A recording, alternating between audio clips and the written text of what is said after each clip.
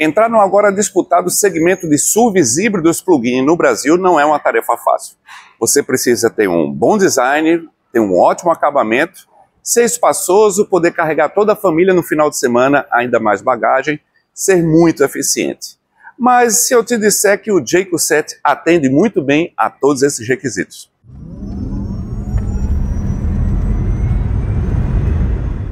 Mas antes de eu falar do carro, eu preciso falar sobre a marca. Até porque eu já fiz um vídeo falando sobre isso aqui no canal, no caso ali foi do Omoda. O Jayco, ele também pertence à Chery International, assim como o Omoda. Só que você não vai ver essa marca Jayco rodando em veículos na China. Inclusive, se você acompanha o mercado internacional como eu, pode ver alguns modelos como esse, onde na grade frontal vai estar escrito Chery. Ele faz parte da Chery International, ou seja, os modelos que são exportados para fora da China. E aqui no Brasil ele chega com essa marca Jayco. O nome Jayco é uma construção, né? É uma junção de duas palavras. Primeiro ele vem de Jäger, que é caçador em alemão. Se você já assistiu o filme Círculo de Fogo, de Guillermo del Toro, sabe o que eu estou falando, que é o nome que era dado para aqueles robôs gigantes. Então, o termo Jäger vem de caçador e o termo cool de descolado. Então você junta ali essas duas palavras para criar aí um ar aventureiro, um veículo que tem ali uma pegada mais de aventura, de você sair um pouco de casa, de enfrentar ali uma viagem junto com a família. É um carro que mais focado ali para o ar livre. Algumas pessoas, por conta disso, chegam até a pensar que esse carro é um off-road, é um 4x4. Não, ele é um bom veículo urbano que também tem uma pegada ali para você pegar uma estrada e curtir o final de semana com a família. E o Jayco significa justamente isso, um pouco mais de liberdade ali para o seu dia a dia.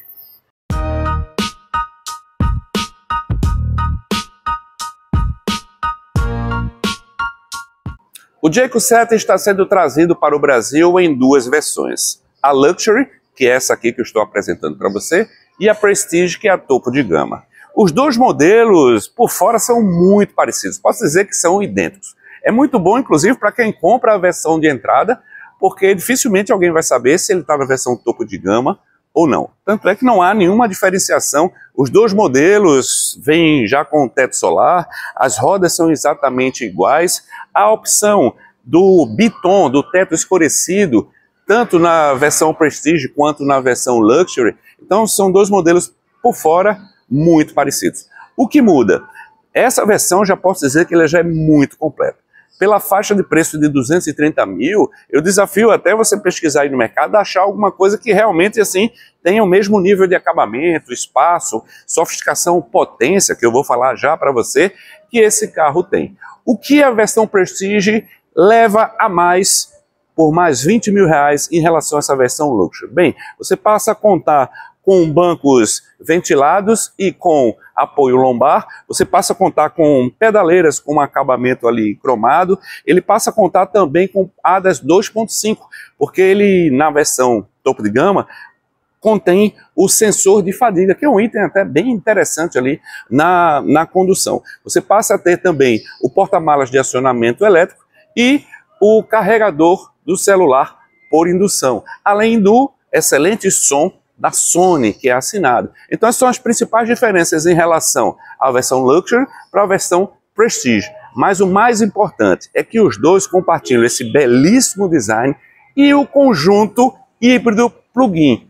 Mesmo pacote de bateria, mesma potência. É diferente de outros concorrentes que, à medida que você vai subindo na escala das versões, ela vai se tornando mais cara, mas também mais potente, com maior autonomia. Aqui você tem a mesma potência, a mesma autonomia nas duas versões. O que diferencia são os itens de série.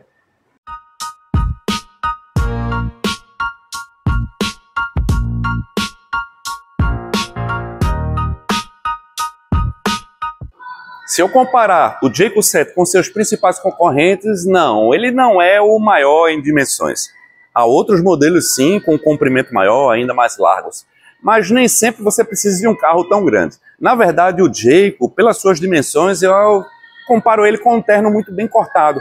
Afinal, ele não sobra para muitos lados. Ele tem um tamanho bem acertado, principalmente para uso urbano. Isso facilita muito manobras simples, como, por exemplo, colocar o carro na garagem apertada do prédio, ou mesmo conseguir uma vaga no shopping.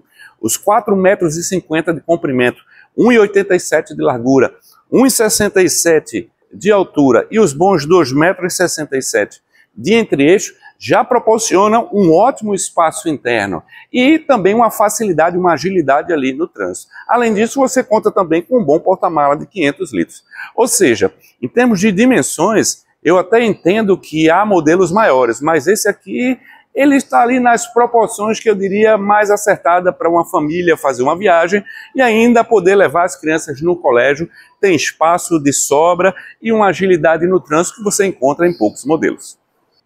A dianteira desse carro tem um design muito bem resolvido, até porque esses 20 frisos verticais dão muita imponência para o modelo, principalmente se você olha no carro da frente pelo retrovisor. Você vai ver toda essa parte cromada, isso destaca muito e realça, dá uma distinção para o carro. Eu entendo que ficou muito elegante. Outro detalhe que me chamou muita atenção, que também está sendo usado em outros fabricantes, é o destacamento do farol DRL, como se fosse aqui um farol principal, tentando esconder ali o grupo óptico principal no para-choque. Então fica uma solução estética muito agradável, muito sofisticado. Nem tão exagerado, né?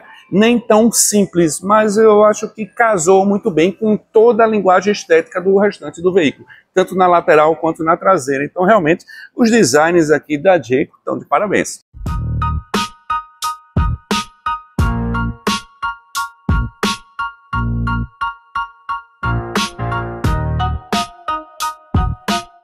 A vista lateral, para mim, é um dos pontos fortes desse carro. Até porque é como quando você vai identificar alguns elementos estéticos de mais destaque. Por exemplo, as colunas escuras e também essa queda do teto. Isso tem muita semelhança ali com os produtos da linha Range Rover. Até porque a Chery é parceira da Land Rover, onde ela produz também os veículos da marca britânica dentro da China. Então existe ali uma certa colaboração, por isso que esse carro tem muita inspiração nos modelos da Range Rover. Isso fica muito evidente, principalmente nas maçanetas retráteis e na forma como tem a caída de teto e a junção com o paralama traseiro. Aqui você vê nitidamente elementos do Range Rover Sport, do Evoque e até mesmo do Velar. Isso é muito bom para o carro, porque isso dá uma singularidade, isso dá uma certa distinção. Até porque os Range Rover são carros assim, realmente são muito suntuosos. Isso é muito bom para o design desse carro. Então, particularmente na lateral, eu acredito que esses elementos são muito bem encaixados. E aí valoriza muito o design desse carro.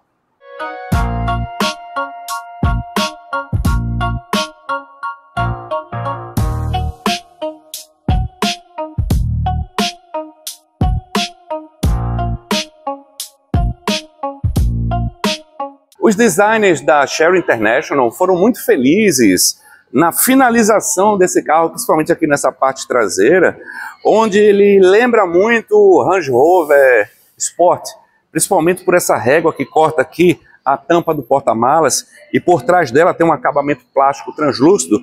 Por trás dela você tem aqui o nome Jayco, um detalhe cromado, dá uma suntuosidade, dá uma elegância bem interessante. Combina também muito bem com o spoiler aqui traseiro pronunciado. E é um carro com uma traseira assim bem limpa.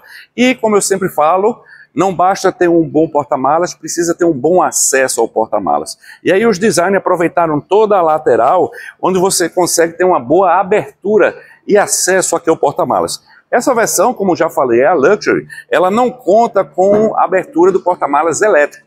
Tá? Essa apenas na versão Prestige. Mas aqui você tem um porta-mala com bons 500 litros, que basta que você recue aqui essa cobertura, você tem acesso a um bom espaço. Além disso, aqui embaixo fica algumas divisórias para você levar o carregador. Não, esse carro não conta com step, mas sim com um kitzinho de selante. Ele tem um detalhe bem interessante que você pode remover facilmente essa cobertura para aumentar ainda mais o espaço, e ela pode se tornar uma espécie de telão, caso você vá acampar, ou você mesmo queira se divertir com a família na casa de praia. Você pode levar o seu projetor e usar esse acabamento aqui, como eu vou mostrar para vocês, como uma tela de projeção, que é algo que vai ser com certeza muito divertido aí para o seu final de semana.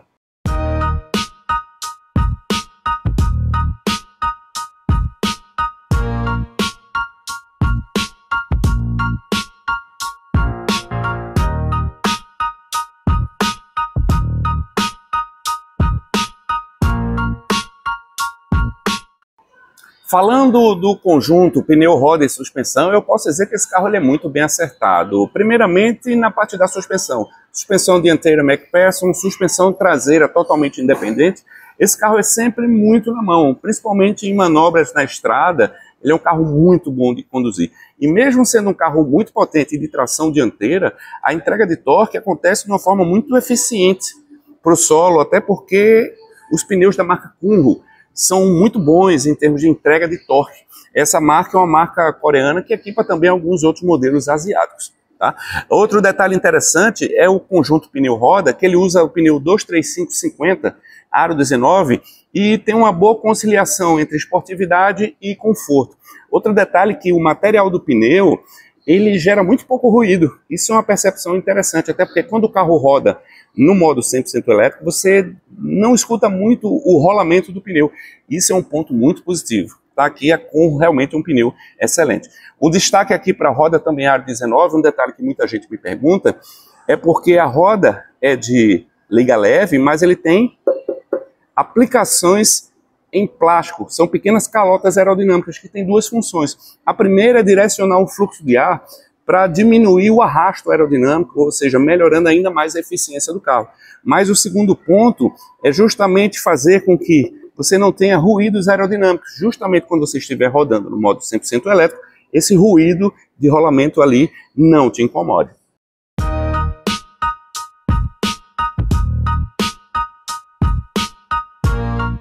E aqui está um dos grandes destaques do carro, é o seu sistema híbrido plug-in. A marca chama de SHS, ou Super Hybrid System.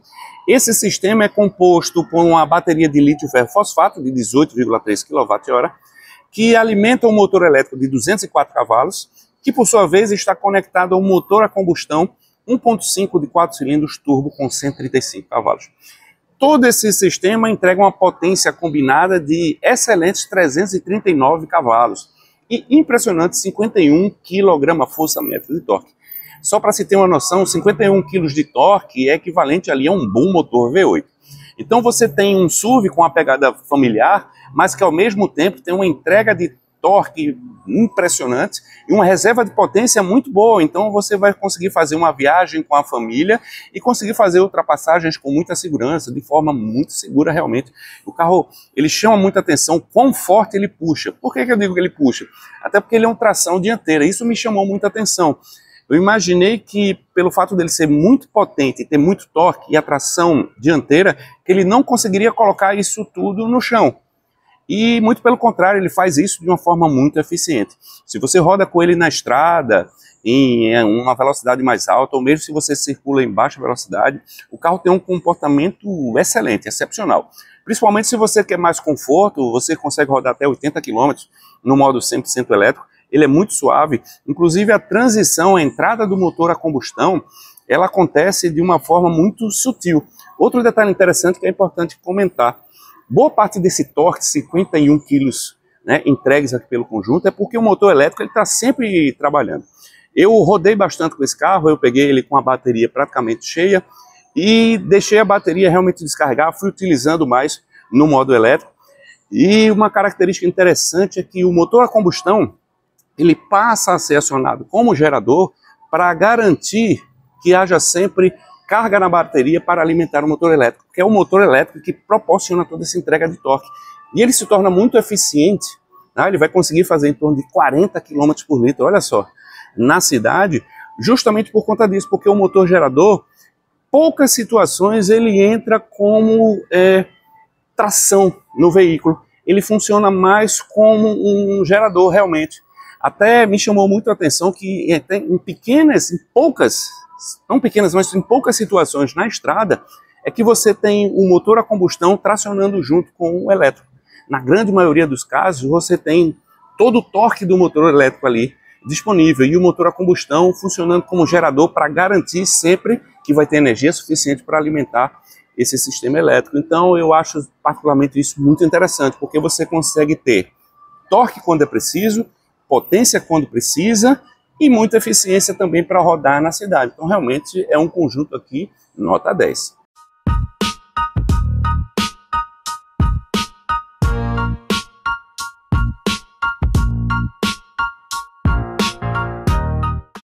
E com relação à bateria, capacidade de carregamento e autonomia no modo elétrico. Bem, eu posso dizer que esse carro está dentro ali do padrão que se estabeleceu para os SUVs médio-grandes híbridos plug-in. Ele utiliza uma bateria de 18,3 kWh de capacidade. E com isso ele entrega uma boa autonomia no modo elétrico, segundo o Inmetro, de 79 quilômetros, somente com uma carga de bateria. E você vai conseguir rodar um pouco mais até, a depender ali do seu pé, que é até difícil conter, porque esse carro realmente ele entrega muita potência. Mas se você usar ele suavemente, você vai fazer ali pouco mais de 80 km no modo elétrico, o que é muito bom. Outro detalhe é que ele usa bateria com a química lítio-ferro-fosfato, que é uma química mais acessível, mais em conta e muito segura. E ele, inclusive, tem um detalhe interessante. Ele usa a química de bateria LFP, mas com as lâminas no formato Blade. Ou seja, ela sim tem aquela tecnologia que outros fabricantes também usam, né, que é o próprio BYD, para ter uma bateria de lítio-ferro-fosfato, mas com a mesma capacidade energética de uma de íons de lítio. Outros modelos são um pouco mais caros que esse daqui, justamente pelo fato de usar bateria de íons de lítio, que são baterias mais caras. Esse modelo também chama atenção num ponto. Ele tem o carregamento em corrente alternada, onde você vai carregar aqui com a potência máxima de 6,6 kW, e aí você vai carregar essa bateria de 18 em aproximadamente 3 horas e meia, no máximo ali 4 horas, mas você também tem a opção de carregamento em corrente contínua. E essa opção é que é interessante, que diferente de outros concorrentes que também têm esse sistema, a potência que ele suporta é maior, que são 40 kW. Ou seja, você vai conseguir carregar essa bateria em torno de 25 a 35 minutos, o que é muito prático caso você queira fazer uma viagem ou mesmo estar ali rodando na cidade e usar sempre a parte elétrica desse veículo.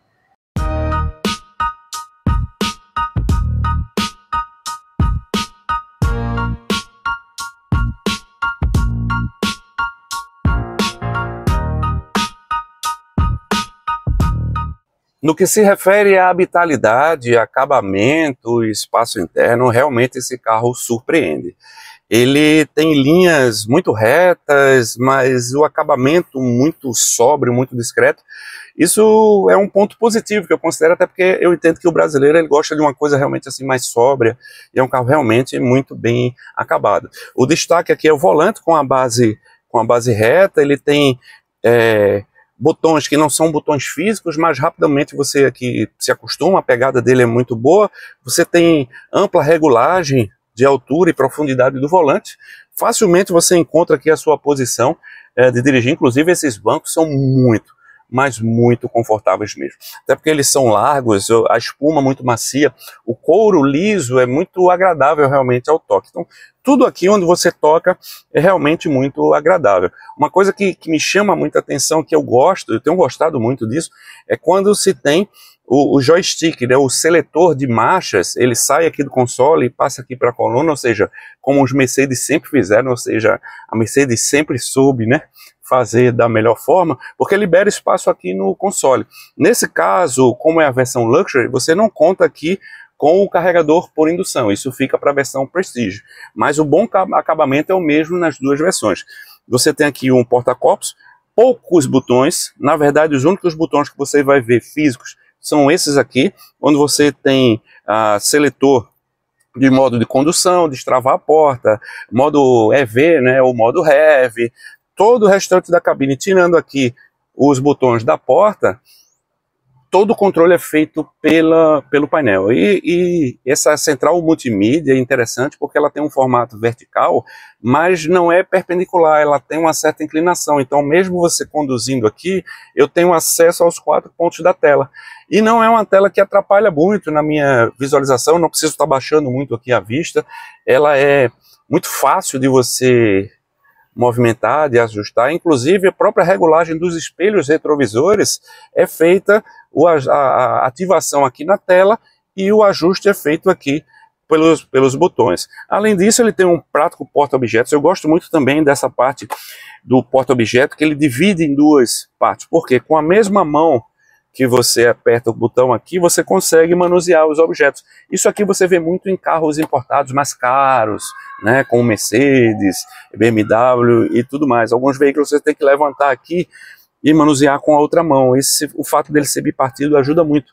Então, um carro assim, muito bem acabado realmente, maçanetas de ótima qualidade, a saída de ar, e as duas versões, tanto a Luxury quanto a Prestige, já vem com esse amplo teto panorâmico, que também ele chama muita atenção. A diferença aqui, no caso, na versão Prestige, é que ela vem aqui com um sensor de fadiga, aqui em cima da coluna, e o som ele passa a ser assinado pela Sony, que inclusive é espetacular.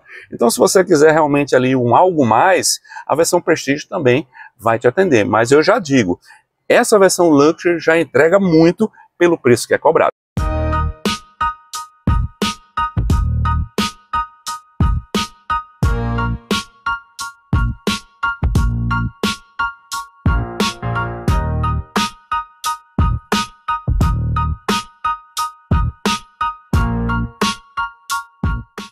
Em relação à habitabilidade traseira, não há nem o que se falar, porque realmente eu tenho um bom espaço ainda para as pernas, o piso é perfeitamente plano, o que é muito bom, mesmo com a bateria sendo no assoalho, você não senta com as pernas num ângulo desconfortável, inclusive ele tem essa saliência, dá para perceber que o banco ele se projeta um pouco mais para frente, então dá um bom apoio aqui para as pernas. Eu tenho o porta-objeto com descanso de braço. O teto panorâmico vai até mais ou menos a altura de trás aqui da cabeça, o encosto de cabeça é largo e todo o material aqui ele repete o acabamento da dianteira. E além disso você tem a saída de ar aqui no ar-condicionado, na parte traseira, ou seja, mesmo sendo a versão de entrada, se é que a gente pode chamar esse carro de versão de entrada, né, a versão Luxury, ele já entrega tanto conforto por 230 mil, na data que a gente está fazendo esse vídeo, que eu considero realmente que você precisaria pensar bem na hora de escolher um SUV híbrido plug-in, até porque esse carro realmente ele entrega muito pelo preço cobrado. Mais um detalhe interessante é que na versão Prestige, que é o sistema ADAS 2.5, quando você vai abrir a porta e há alguma bicicleta ou moto passando, aqui vai aparecer um conjunto de LEDs que vão acender e também vai travar a porta, alertando que tem ali um ponto cego também para quem está no banco de trás. Então eu achei isso particularmente bem interessante. Então eu estou aqui muito bem acomodado e 5 pessoas viajam aqui por horas e horas nesse carro com muito conforto.